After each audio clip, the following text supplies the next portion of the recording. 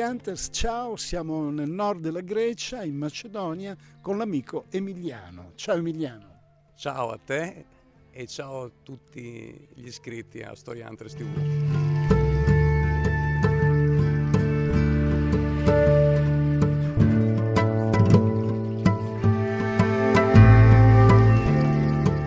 Giocalizzaci, dove siamo in questo spettacolo? Adesso siamo a Paglioppa-de-Lemonas, che è un villaggio tradizionale di montagna a 10 minuti dal mare, non so se l'avete visto. Ci troviamo in Pieria, in Macedonia. La Macedonia è la più grande delle regioni in cui è divisa la Grecia e siamo a nord. Lì in fondo c'è Salonicco, si intravede in fondo al Golfo Termaico, che è questa propagine di Egeo che entra a dividere l'Olimpo, dove ci troviamo adesso, dalla penisola calcidica che sta di là.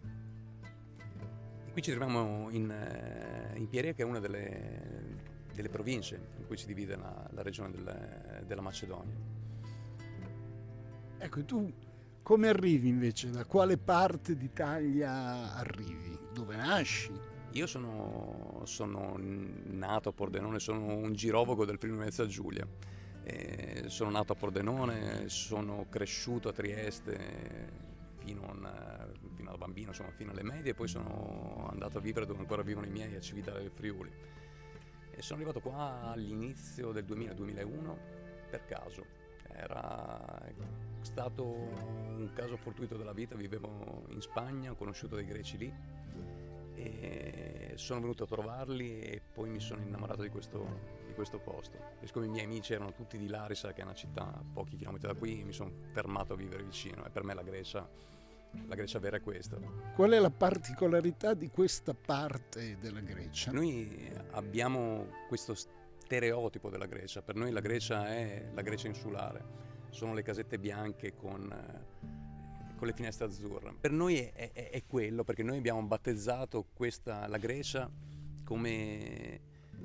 l'abbiamo battezzata come questo, come isola e odore di souvlaki al mare. In realtà la Grecia è Balcani, e la parte balcanica della Grecia è tutta la parte continentale. Tutti i greci sono balcanici. Noi riconosciamo una diversità rispetto al resto dei Balcani, ma la Grecia è profondamente macedonia. Se tu chiedi a un greco quali sono le zone che più caratterizzano il loro paese, loro ti diranno Creta e la Macedonia. E l'Epiro forse sono la culla della loro cultura. Loro si sentono profondamente balcanici, si sentono una via di mezzo tra l'Europa e l'Oriente, perché è quello che sono i greci. E la Macedonia è forse lo specchio di questo loro sentirsi. La Macedonia, ricordiamolo, era la terra di Filippo II il Macedono, e nonché padre ovviamente di Alessandro Magno, insomma, no? E avrete capito che la formazione di Emiliano è una formazione storica. Che studi hai fatto tu? Io mi sono laureato in storia contemporanea a Trieste. Ecco, allora qui siamo in una zona dove credo i centri nevralgici possono essere l'Olimpo e Salonicco. Olimpo e Salonicco, sì, non sono due punti da poco. L'Olimpo è la montagna più alta di Grecia ed è la casa degli dei.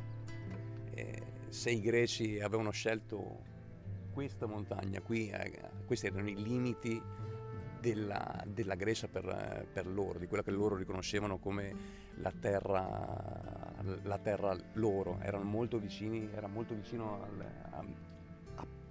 a zona abitata da barbari, quindi era una zona misteriosa proprio per la sua posizione. Poi è una montagna che sono quasi 3000 metri sul mare, e tu, come la vediamo oggi, la vedi 50 giorni all'anno, perché è sempre coperta da nuvole o da foschia. Forse è quello che gli dava quel mistero. Quello gli dava, e tant'è che non hanno trovato nulla. Hanno trovato alcune sepolture micenee alla base dell'Olimpo, ma sulla cima non hanno trovato nulla. incuteva rispetto e incuta ancora rispetto. Cioè non era un luogo di culto di per sé, cioè dove costruire templi, era proprio un luogo immaginario e inaccessibile.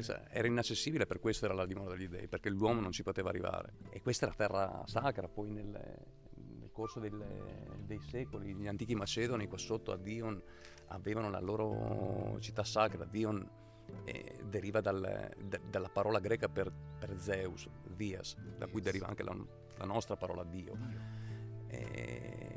Dion era la città sacra e Alessandro Magno è venuto qui alle pendici dell'Olimpo, proprio qua sotto, a fare l'ecatombe, sacrificare 100 tori agli dei prima di cominciare quella spedizione che poi ha cambiato il corso della storia. E poi Salonicco adesso è in fondo al Golfo Termaico, 1.200.000 abitanti, cioè la Grecia ha dei numeri che sono diversi rispetto all'Italia. Noi siamo abituati a ragionare su 60 milioni, su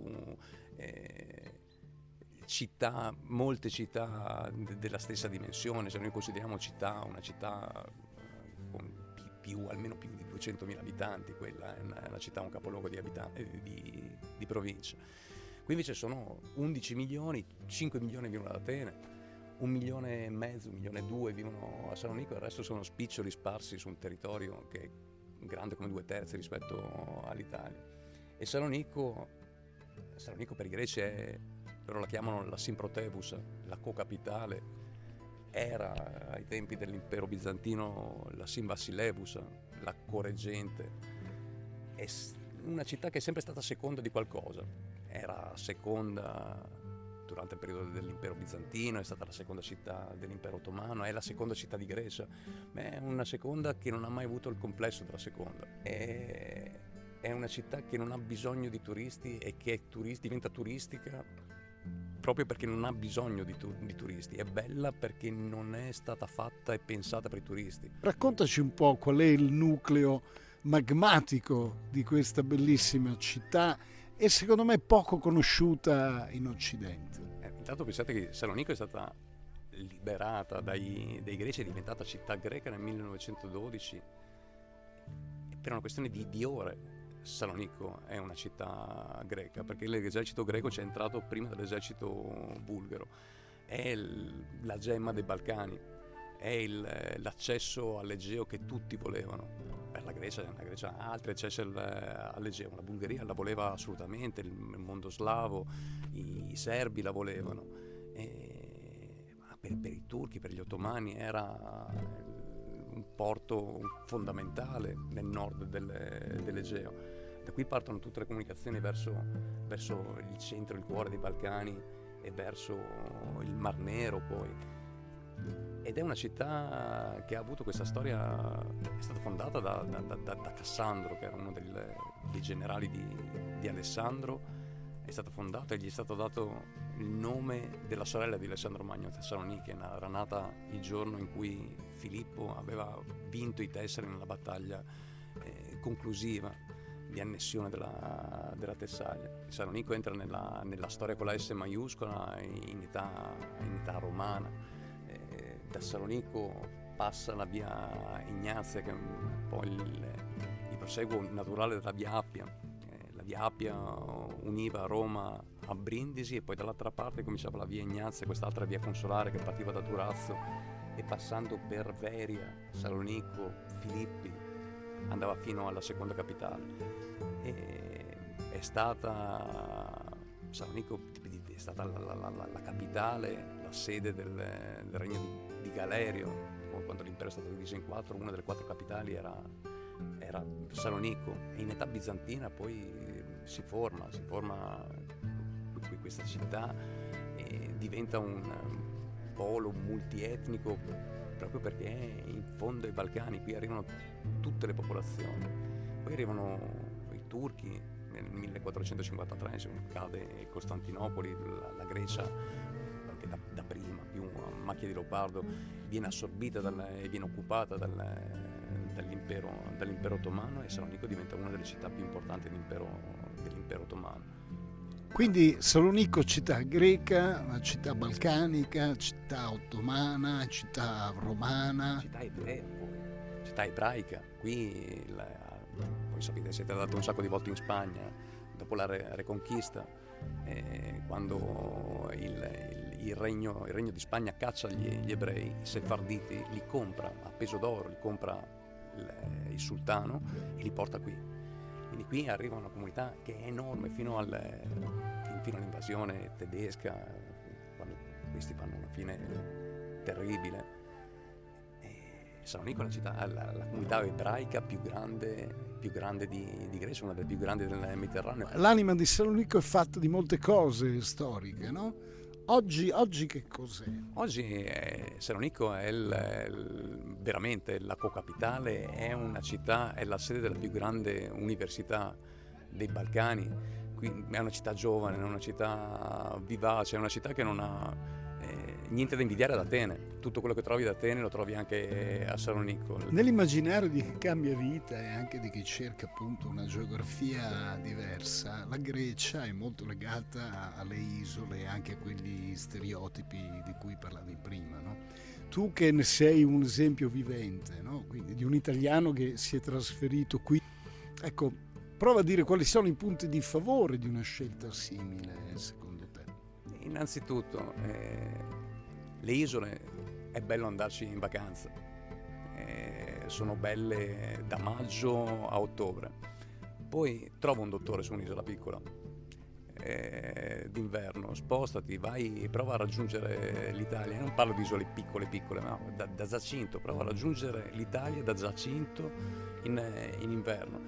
È un'isola, quindi devi accettare, o accetti o non accetti queste cose qua. Se sei giovane, in piena salute, vacci in un'isola, puoi acquistare una casa che costicchia su un'isola, vacci, ma l'avrai come seconda casa. Se uno deve venire qui a vivere, deve tenere conto innanzitutto che continuerà a mantenere il suo contatto con l'Italia. Deve avere un aeroporto vicino, un aeroporto con voli diretti tutto l'anno, deve avere servizi, deve avere ospedali, deve avere anche una città come Salonico vicina. E poi noi abbiamo questa idea di isole, di mare in Grecia solo nelle isole. Ci sono mari stupendi in Calcidica, vai dall'altra parte, trovi spiagge caraibiche che raggiungi in macchina. La tua scelta, Emiliano, è stata quella di una piccola città, no, nell'Interland di Saloniki, no? Esatto. Alle falde dell'Olimpo, no? E quindi tu quando vuoi ti muovi dal mare al monte, alle mete storiche o alla grande città di Salonico. Parlaci proprio di Caterini, questa è la tua città, no? Caterini è un capoluogo di provincia, di una piccola provincia greca, 60.000 abitanti, siamo, come dicevi tu, alle pendici dell'Olimpo, a 6 km dal mare, e siamo soprattutto a 80 km da Salonico, sull'autostrada dell'Egeo, quindi esci da Caterini, giri a destra, 3 ore e mezza sei ad Atene, giri a sinistra, in 45 minuti sei a Salonico. È una sorta di Interland, se vuoi, di questa co-capitale di Grecia, e abbiamo tutto. Abbiamo un ospedale civile, e abbiamo l'ospedale universitario a Salonico, più tutte le cliniche private per qualsiasi tipo di cura. Sempre a un'ora verso sud c'è l'Arisa con un altro ospedale universitario. Gli ospedali universitari sono le strutture sanitarie di punta in Grecia.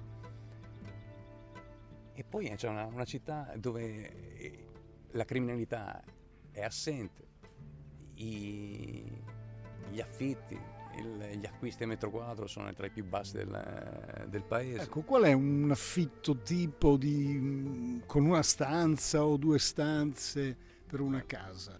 Tra i 70 e gli 80 metri quadrati qui trovi affitti che vanno dai 380 ai 450, se proprio vuoi l'ultima costruzione. Se vuoi in nuovo, qui trovi affitti dai 300 ai 400 euro. Questi sono sono i due vertici secondo me.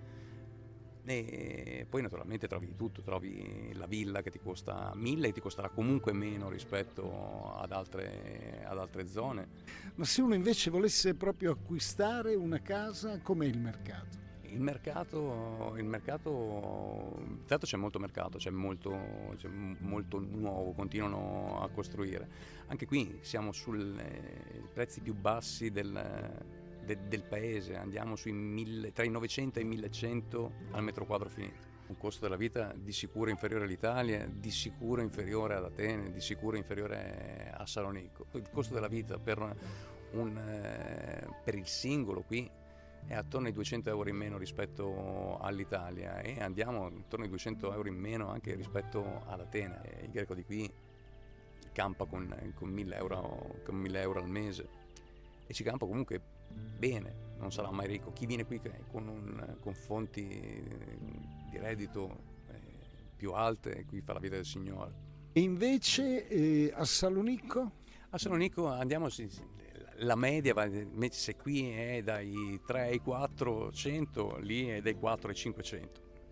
Dipende. Per una camera da letto o due? No, parliamo per un appartamento con una camera da letto, andiamo sui 400 e sui 500, dipende dalla zona. Poi nel centro naturalmente i costi sono più importanti, con due camere attorno ai 500, mentre qui 2 camere 400 e una camera sui 300. Certo, poi abbiamo verificato che a Salonicco invece la vita fuori, i ristoranti e i bar è un pochino più cara sicuramente di Caterini, no? Piuttosto. Di sicuro più cara, ma hanno l'offerta più grande. Cioè, da qui la gente va, se vuoi farti la giornata in inverno, vai a Salonicco. Allora, Emiliano, quindi tu arrivi qui alle falde dell'Olimpo con in mano quindi la tua specifica di storico, no? E quindi poi cosa succede? Come ti adatti, come vivi? Io ho fatto il liceo classico e ho fatto storia all'università. Se fai una cosa del genere o insegni storia oppure ti adatti. E io ho fatto coincidere le mie due passioni, la storia e i viaggi, e ho cominciato a occuparmi di turismo culturale. Quindi lavoro per una società, per un tour operator medio, tour operator greco, e mi occupo del turismo culturale dall'Italia alla Grecia. Il turismo culturale vuol dire mi occupo di tutto il paese. Organizzo viaggi per gruppi di archeologi, vado tutti i gruppi di interesse specifico, dallo yoga al trekking, all'archeologia, alla storia, all'architettura. Questo è il mio lavoro, disegno viaggi per questo tipo di clienti. Devi soltanto dirmi quali sono i tuoi interessi. Vuoi fare trekking? Io ti porto a vedere quella Grecia che tu da solo non troveresti. Ti interessi di architettura? Ti porto a vedere gli esempi di modernismo e razionalismo in tutta la Grecia. Vuoi organizzare un retreat di yoga? Io ti trovo le strutture che lo fanno, ti trovo tutta l'attività da metterci in mezzo. Questo è il mio lavoro. A questo tu ora stai aggiungendo anche la parte che prevede l'aiuto, esatto, no? Di chi dall'Italia vuole muoversi invece a vivere per un periodo per sempre in Grecia. Esatto, si tratta sempre di mobilità, di trasferimenti. Ho la conoscenza, io e la società che rappresento abbiamo una conoscenza per il background, sappiamo cosa vuol dire interessarci di quello che il cliente ci chiede. E proponiamo diversi posti qui in Grecia. Seguiamo il pensionato che vuole cambiare vita, vuole venire a vivere qui in Grecia in tutte le fasi del trasferimento, dalla burocrazia fino al far conoscere la zona che ci viene richiesta con le sue potenzialità, quali sono gli angoli nascosti di quella zona, quali sono i pro e i contro della zona che ci viene richiesta. E quindi voi organizzate anche dei viaggi esplorativi, perché poi questo unisce veramente le tue due anime lavorative, no? Per noi organizzare un viaggio esplorativo è come organizzare un viaggio di interesse specifico, e quindi chiediamo soltanto al cliente di dirci per quanto tempo vuole impiegare in questo viaggio esplorativo, e che ci indichi quali sono le sue necessità, le sue priorità. Trasferimento in Grecia. Abbiamo detto qui siamo in un luogo un po' diverso da quella che viene ritenuta la Grecia canonica, no? Allora, se tu dovessi consigliare le zone secondo te migliori per un trasferimento di un pensionato, perché la Grecia oggi ha questa agevolazione al 7% di tassazione per 15 anni, no? Esatto. Allora, noi utilizziamo dei parametri. I parametri sono quelli che ti dicevo prima, quindi deve esserci una vicinanza a un aeroporto o a un porto principale, la vicinanza a strutture sanitarie di punta, la facilità anche di raggiungere queste strutture sanitarie di punta, la possibilità di raggiungere altri posti in Grecia con una certa facilità. Poi naturalmente la vicinanza al mare, che è una cosa che tutti chiedono, e noi abbiamo individuato alcune zone, e poi naturalmente è una questione economica. C'è chi ha più Qui e anche chi ha meno. la vicinanza ai monti, no? Perché qua non si scia perché è un parco, l'Olimpo, però si fa sci di fondo, no? Si fa sci nordico, si possono fare trekking, per chi è appassionato di trekking. Qui c'è l'Olimpo, ma a pochi chilometri incominciano le montagne dell'Epiro. Parliamo di natura incontaminata, e questi parametri, sicurezza, una sanità efficiente, la vicinanza a porti e aeroporti, e anche delle isole. Per esempio, noi abbiamo individuato un'isola che è quella che noi suggeriamo, perché è la più velocemente raggiungibile della terraferma. Parliamo di Corfù. Corfù è facilmente raggiungibile dall'Italia via nave da Venezia, da Ancona, da Bari, da Brindisi. In aereo per tutta la stagione estiva ci sono voli diretti su Corfù, e poi c'è questa cosa che è un'isola, sì, ma è collegata ogni 45 minuti, c'è un traghetto che va a Igoumenitsa. Un traghetto che va a Igoumenitsa vuol dire ha un ospedale civile Corfù, ma se hai bisogno di un ospedale universitario o di strutture più grandi, hai Ioannina, che è la capitale dell'Epiro, che da Igoumenitsa a 45 minuti, e avere una nave che in un'ora e mezza ti porta in continuazione fino all'1 di notte, ti porta sulla terraferma, è un gran vantaggio. E poi naturalmente l'italiano la vuole la isola tra le possibilità. Poi Creta per noi non è un'isola. Creta è un mondo a parte, è la Sicilia italiana. Sei in un'isola, ma come non esserci, hai un livello, cioè un punteggio nella scala climatica naturalmente altissimo, perché sei all'altezza del sud della Sicilia, sei nel Mar Libico. Il sud di Creta si tuffa nel Mar Libico. È una stagione che incomincia a fine marzo e finisce a fine novembre. E poi hai città grandi come Iraklio, è una delle 4 città più grandi del paese. Hai Chania, che ha altre caratteristiche, una città molto signorile, molto bella, dove aprire attività o dove andare a svernare, e si mangia benissimo, come qui in Macedonia. C'è questa lotta interna in Grecia, dove si cucini meglio, quale sia la cucina migliore. Io sono di parte, però tifo Macedonia, ma Creta ha penso che sia anche ci siano stati studi italiani che dicono che la cucina cretese è una delle migliori cucine al mondo. E oltre alle isole? E oltre alle isole poi consigliamo sulla terraferma, noi consigliamo posti come questo, nel senso, i centri più grandi sono sul versante egeo del paese, partendo dal presupposto che uno può anche scegliere Atene o scegliere Salonicco direttamente, ma lì devi fare i conti con affitti più alti, con un livello di criminalità, Atene ha un livello di criminalità più alto rispetto a tutto il paese, e Salonico è diversa rispetto a Atene, ma rimane una grande città. Noi consigliamo città di provincia, poco distanti dai grandi centri, in modo che se uno ha per qualsiasi necessità ha bisogno di un aeroporto internazionale, noi consigliamo proprio Caterini, la Pieria, oppure Volos, per esempio. Volos è la capitale della Magnesia. Volos, che è sul mare, la città dove è nato e cresciuto De Chirico, è una città che è a pochi minuti, a 20 minuti dal Pilio, che è una montagna dei Centauri, che è una montagna alta che si getta nel mare, forma questa penisola di fronte alle Sporadi.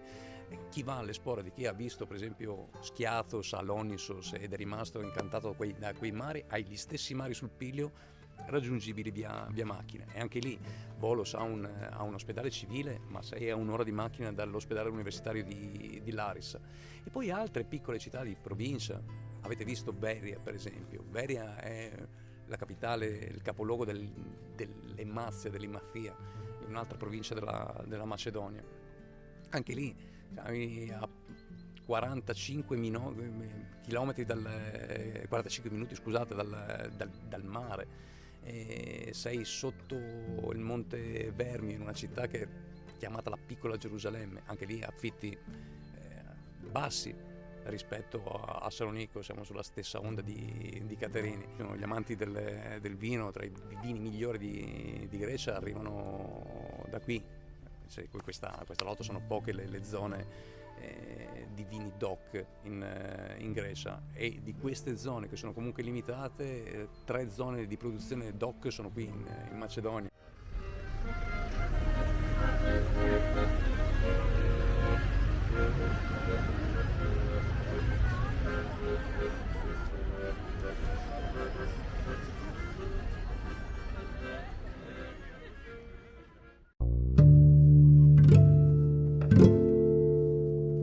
Ringraziamo il nostro amico Emiliano per questa preziosa testimonianza che ci ha rilasciato.